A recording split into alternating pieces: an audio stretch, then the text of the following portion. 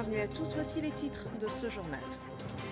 La Côte d'Ivoire accroît sa capacité de transformation du cacao. Le chef de l'État a posé ce jour à Nyama PK24 la première pierre du complexe de transformation de cacao. Dans 24 mois, 2 usines construites à Nyama et San Pedro devront permettre de broyer et transformer au moins 100 000 tonnes de fèves de cacao. Et le président de la République entame dès demain une visite d'État de 3 jours dans la région de la Maraoué. Cette visite débutera dans la ville de Boisflé. De nombreuses actions pour le développement de la région et l'épanouissement des populations sont prévues. Nous revenons sur les préparatifs de cette visite. À la primature, rencontre entre le représentant spécial du secrétaire général des Nations Unies et le Premier ministre. Les deux personnalités se sont entretenues sur le processus électoral. Le point des échanges dans ce journal. Bienvenue dans ce 23h. La Côte d'Ivoire intensifie la transformation de son cacao à la nouvelle zone industrielle de Nyama.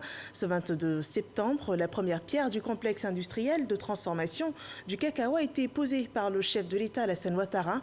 Ce complexe, qui résulte de la coopération ivoiro-chinoise, sera constitué de 2 usines situées à Nyama PK24 et à San Pedro. Le pays comptera donc 2 unités de transformation de fèves de cacao, 2 entrepôts de stockage d'une capacité chacun de plus de 100 000 tonnes et un centre de formation au métier du cacao. Le coût de la réalisation est de 216 milliards de francs CFA.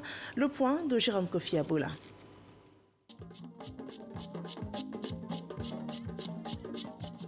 24 mois, c'est le temps nécessaire pour la construction d'unités de transformation de fèves de cacao, d'entrepôts de stockage et d'un centre de formation au métier du cacao sur le site industriel de PK24 dans la commune d'Anyama.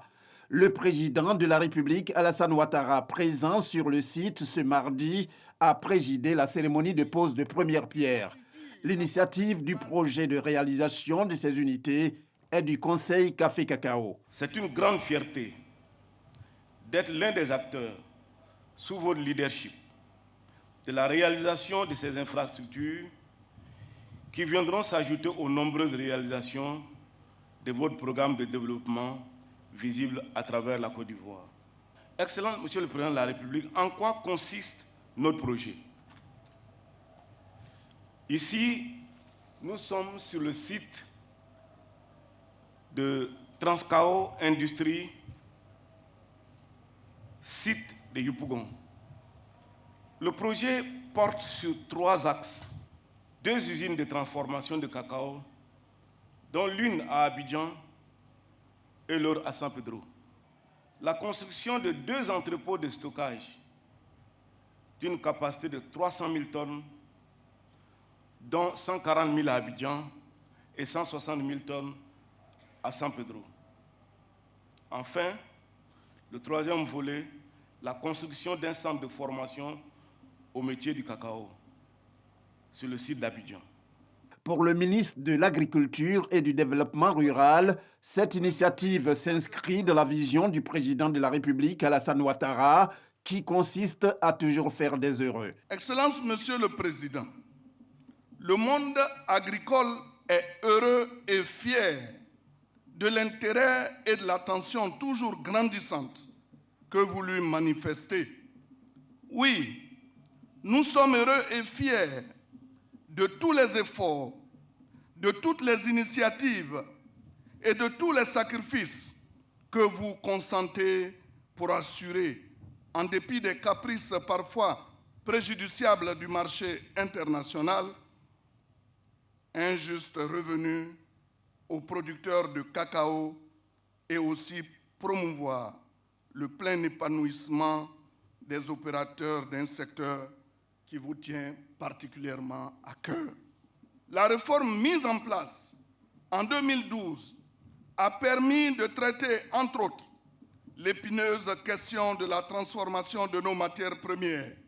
Cette réforme majeure, fille de la vision du président de la République, Son Excellence M. Alassane Ouattara, vise à adresser plus efficacement la problématique liée à la question de la chaîne des valeurs du cacao, notamment par la production de fèves de cacao de bonne qualité, l'augmentation de la transformation locale ainsi que la promotion de la consommation locale.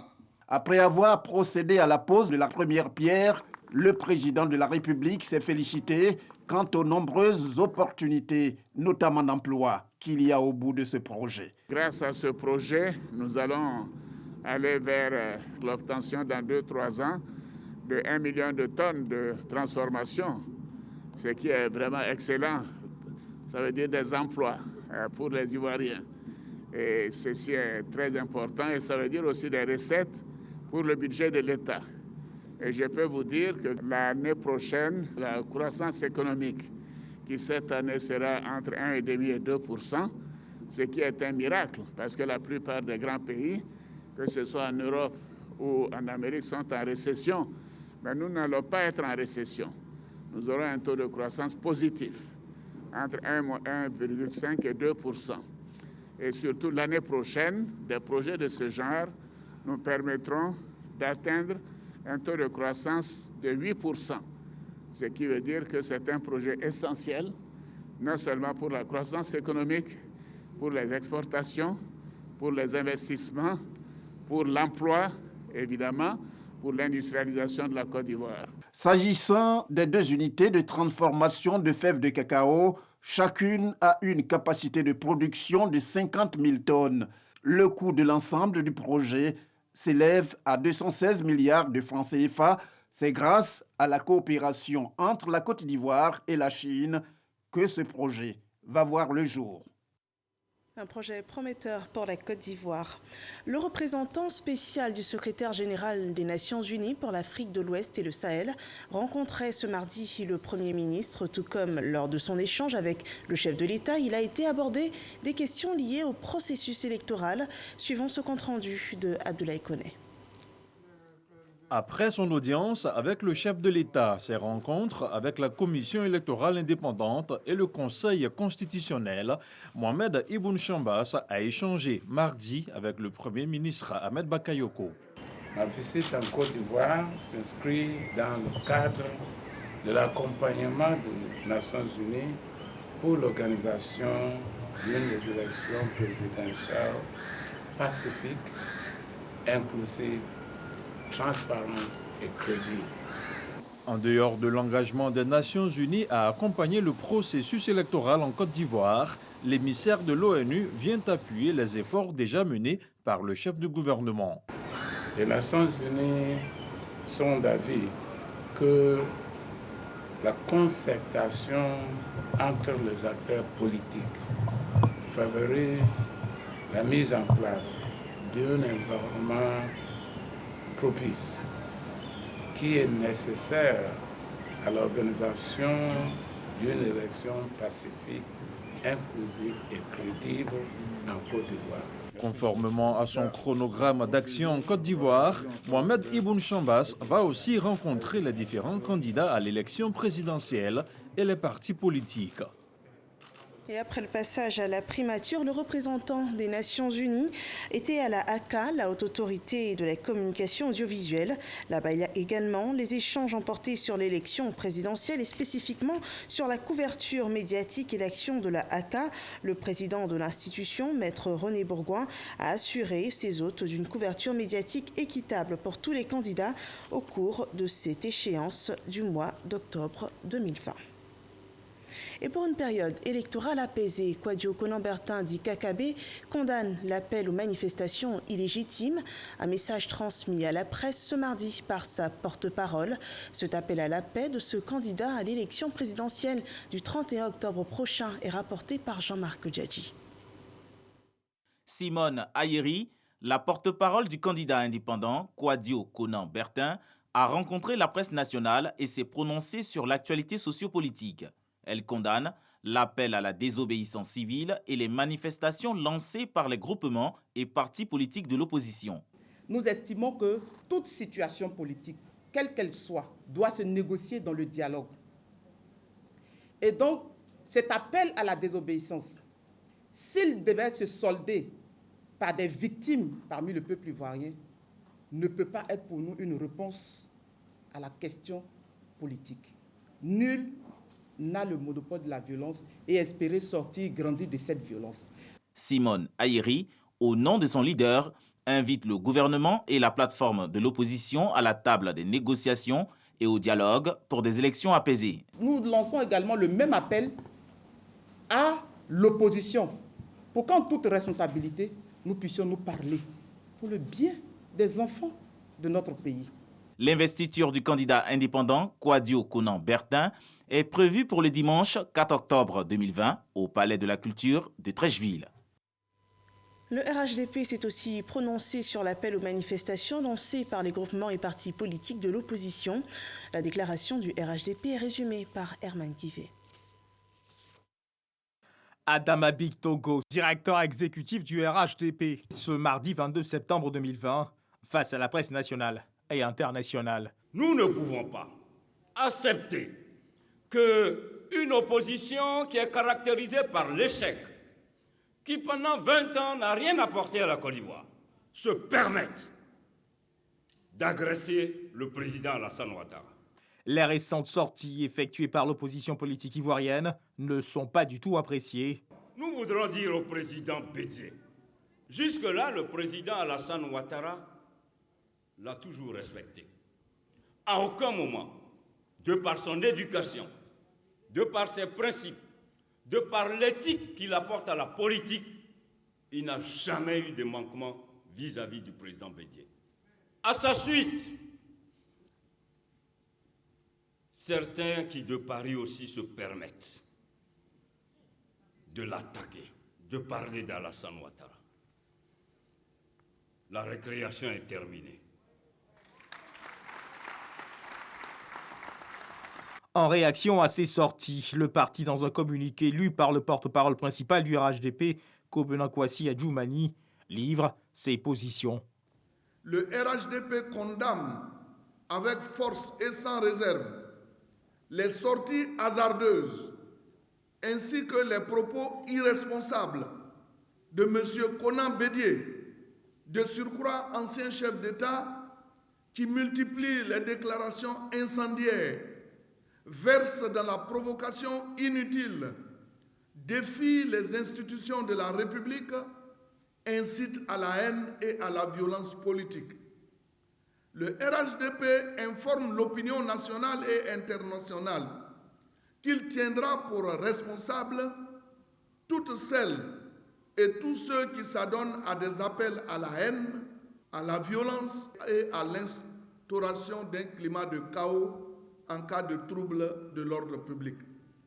Le RHDP met en garde l'opposition contre ces agissements contraires à la démocratie et à l'état de droit et rappelle que nul n'est au-dessus de la loi. Il invite par ailleurs le gouvernement à prendre toutes les mesures qui s'imposent en vue de garantir un climat de paix nécessaire à la tenue du scrutin apaisé et démocratique. Le RHDP rappelle aussi à l'opposition que la candidature du président Alassane Ouattara, validée par le Conseil constitutionnel, n'est pas négociable. Saluant l'esprit de civisme des Ivoiriens, le Rassemblement des oufouettistes pour la démocratie et la paix appelle ses militants à ne point céder à la provocation, à demeurer sereins et mobilisés à l'écoute des mots d'ordre du parti. Voilà l'appel lancé à l'apaisement pour une période électorale en toute quiétude. Et n'oublions pas que la période des campagnes approche. Elle est fixée du 15 au 29 octobre prochain. À un peu moins d'un mois de cette étape du processus électoral, le RHDP s'attelle à la formation de ses militants. Ceux de la commune de Yopougon ont été instruits d'éviter tout acte de violence. Moussa Konaté. Les militants du RHDP de Yopougon se mobilisent pour l'élection présidentielle prochaine.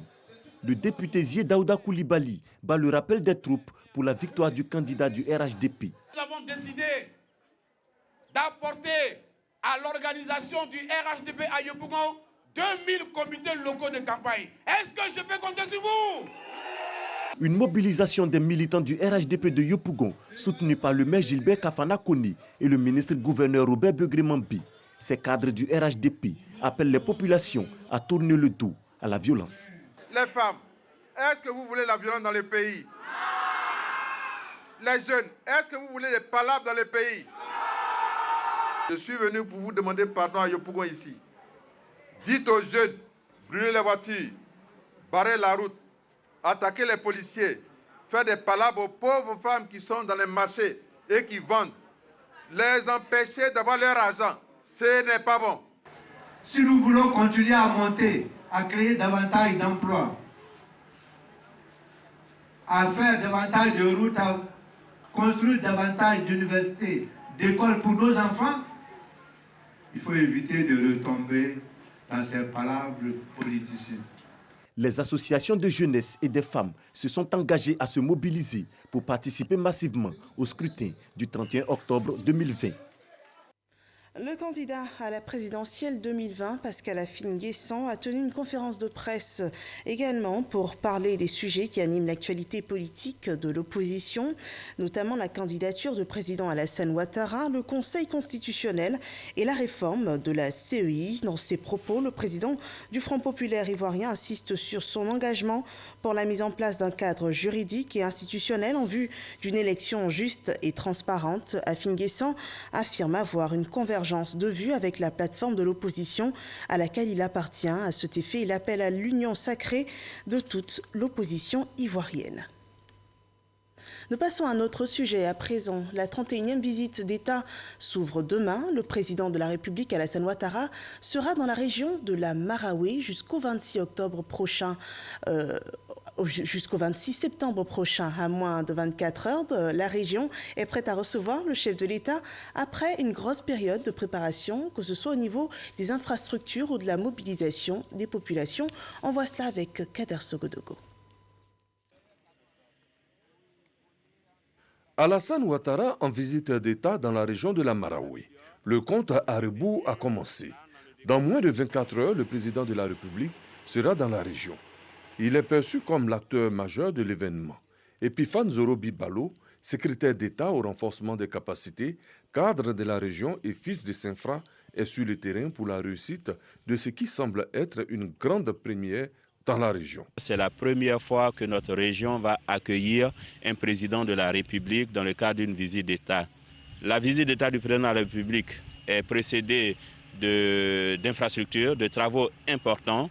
Les routes sont en chantier.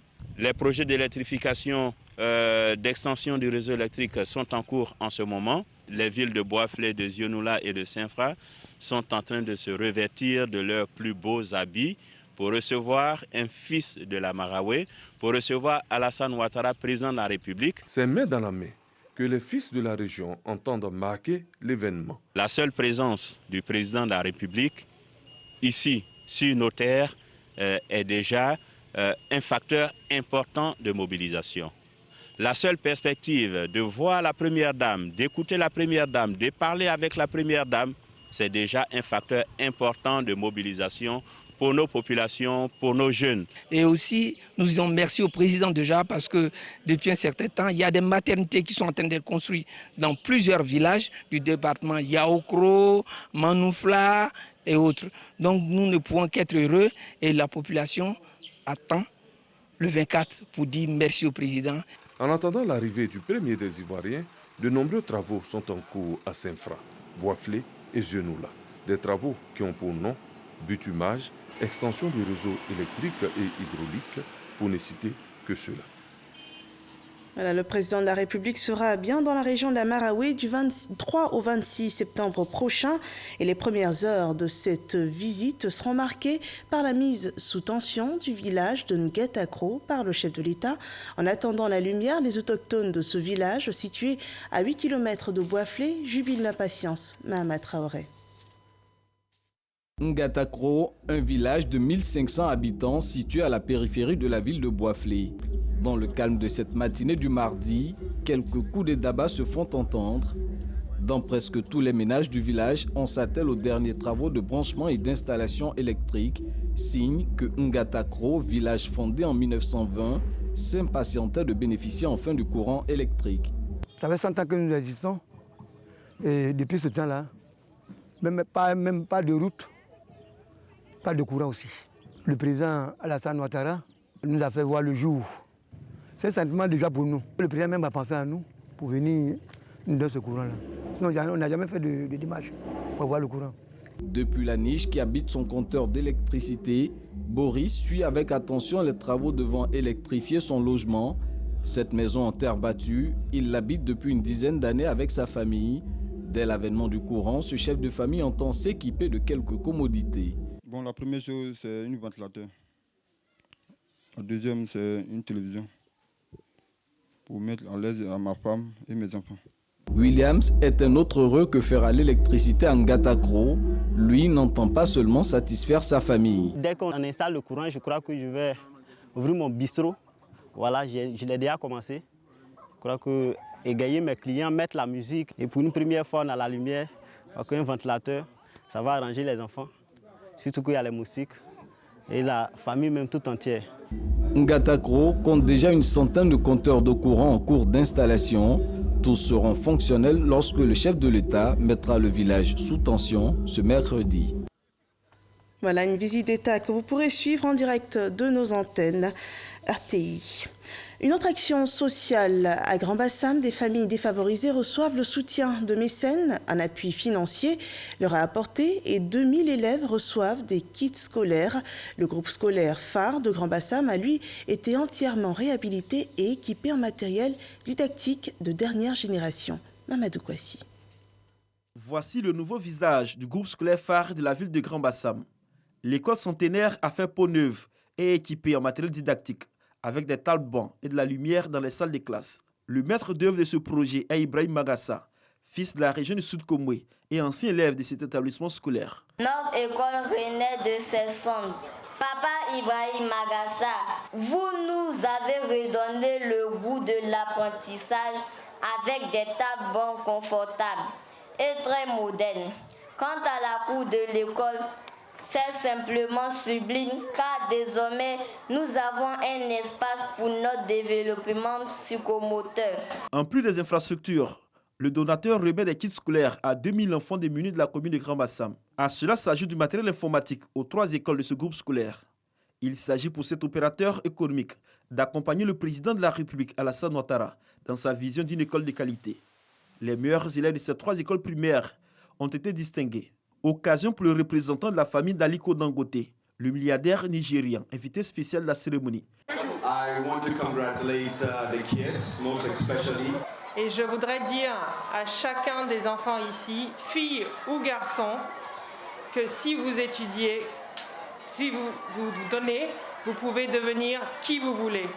Représentant Ibrahim Magassa, parrain de la cérémonie, Malik Traoré a fait le point des actions du gouvernement avant d'inviter les cadres à soutenir les efforts de l'État de Côte d'Ivoire. De 1993 à 2010, il y a eu au total 2100 classes qui ont été construites. Mais en 9 ans seulement, l'État de Côte d'Ivoire a donné 38 000 classes à tous les élèves de Côte d'Ivoire. Chers cadres, soyons les porte-flambeaux de l'État, soyons les relais de l'État. C'est à nous de faire ce que l'État n'a pas oublié, mais qu'il a mis en réserve. Dans des cadres de formation de plus en plus disponibles et modernes, il faut rappeler que le gouvernement met un accent particulier sur l'éducation en Côte d'Ivoire, avec plus de 22% du budget national. Voyons à présent l'évolution de la pandémie de Covid-19 en Côte d'Ivoire.